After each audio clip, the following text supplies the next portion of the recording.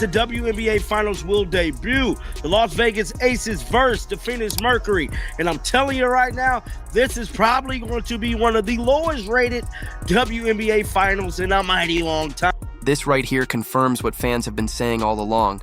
The WNBA's so-called surge in popularity didn't just appear out of nowhere. It was the Caitlin Clark effect from start to finish. She was the spark, the driving force behind packed arenas, sold-out jerseys, record-breaking TV numbers, and all those shiny sponsorships that suddenly appeared. Take her out of the mix, and the league slips right back into its old spot, a niche attraction fighting for attention. And just when you think the situation couldn't look any worse, Commissioner Cathy Engelbert starts doing interviews claiming this is the strongest era in league history. Really? Because if that's true, how come it's cheaper to get into a finals game than to go bowling at the MGM Grand? The numbers tell the real story. When the finals matchup was first announced, upper-level seats were about $50. A week later, they dropped by 20%. By the time media outlets started covering it, lower bowl tickets were under $60. That's not success. That's a free fall in broad daylight.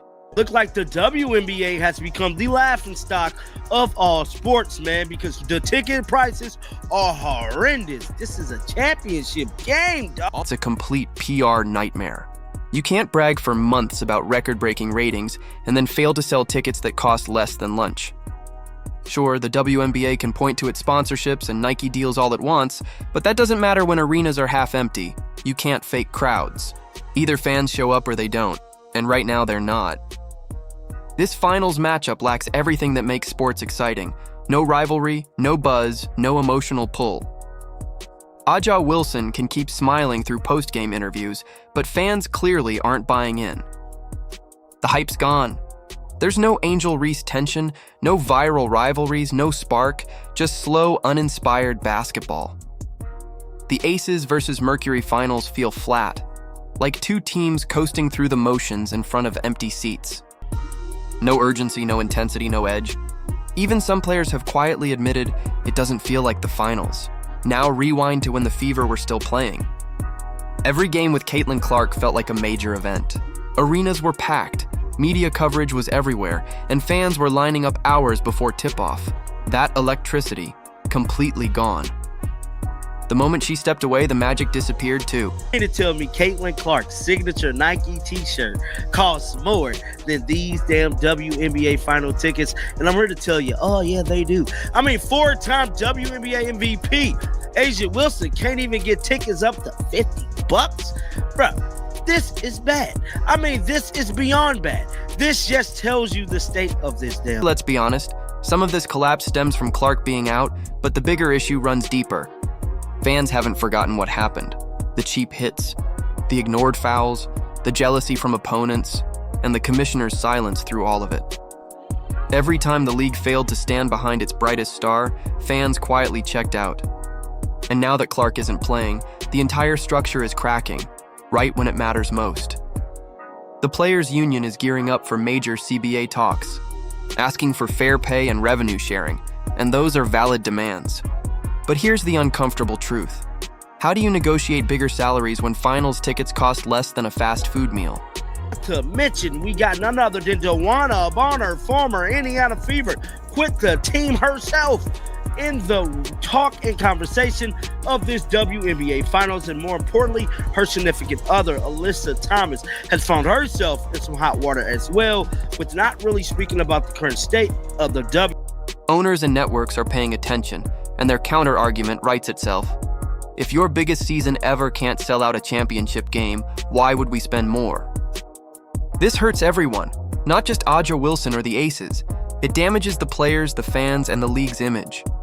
Empty seats equal less sponsorship money, smaller TV contracts, and zero leverage at the negotiation table.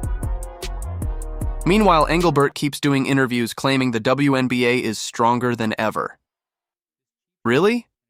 Then why are fans skipping your finals for the cost of a burger combo? The math doesn't lie. You can dress it up as growth, but when your championship games look like clearance sales, the only thing going up is embarrassment. A'ja Wilson can celebrate all she wants. But the truth is simple. Caitlin Clark still moves the needle. The evidence is in the stands, rows and rows of emptiness. Without her, the WNBA isn't thriving. It's just hanging on. Social media is filled with screenshots of empty seats, whole sections untouched. Fans are mocking it, calling it the cheapest finals ever, while others joke that the silence in the arena is louder than the commentary. It's funny, but it's also tragic. All of this happened because the league stopped listening to its audience.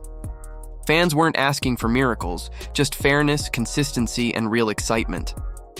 Instead, the WNBA keeps pushing PR spin over authenticity. It refuses to adapt. Caitlin Clark gave them a once-in-a-generation moment, and instead of building on it, they treated her like a problem. Now the finals look like glorified scrimmages with bargain bin ticket prices. If things keep trending this way, next year's championship could literally be held in a high school gym. And the worst part? It didn't have to end like this. Now we know the controversy that led up to this game is pretty much attached to Caitlin's name. That is the Las Vegas Aces actually knocking off Caitlin Clark and the Indiana Fever. Well, Caitlin did not play, but we know the referees kind of had a hand in that, we should say, with kind of making sure the Las Vegas Aces was pushed to making it to the final. The WNBA had everything lined up. Caitlin Clark's momentum, new sponsorships, unprecedented attention, and an entire generation of fans ready to buy in. But instead of building on it, they turned that momentum into $6 final seats. That's not just mismanagement. That's self-sabotage dressed up as leadership. For months, Engelbert and her team have been on a media tour taking credit for Clark's success. Every soundbite sounds the same. Ratings are up, merchandise is flying off shelves, the brand's stronger than ever. But peel back the PR talk, and nothing's really changed. Same outdated marketing, same questionable officiating, same lack of direction. They thought the hype alone would carry the finals. Reality proved otherwise, and it's not pretty.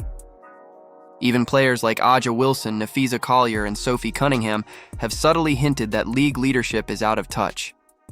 Yet instead of making real adjustments, Engelbert keeps forming committees and holding listening sessions. Translation: more meetings, zero progress. You'd think plummeting ticket sales would be a wake-up call, but apparently, PowerPoint presentations are still the league's top strategy. Here's the cold truth everyone knows but won't say out loud. People came for Caitlin Clark, not for the WNBA, and that realization stings. Without her, there's no storyline, no buzz, no reason to tune in. She wasn't just a player. She was the heartbeat of the league. And now that heartbeat is gone, the finals feel lifeless. It's the most unwatchable basketball product possible between the two teams left standing. Not to decimate it by injury, Kathy Ebert really outdid it herself. Can't imagine why the world is calling for her resignation. And this is where it all comes full circle. When Caitlin Clark was playing, the WNBA had never been more alive. But instead of embracing her influence, the league tried to downplay it. Players mocked her fame, commentators dismissed her effect, and executives acted like she was replaceable. Now, without her presence, that silence is deafening. Those same voices that once criticized her spotlight are now pleading for viewers to return, but fans have already moved on.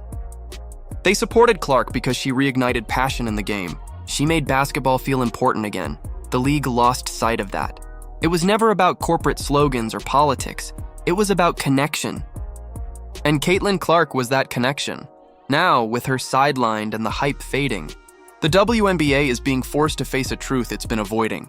You can't grow a sport by ignoring the very player who made people care. Very, very bad. The face of the league, they want it to be her. And yeah, the plan really ain't planning right now, dog.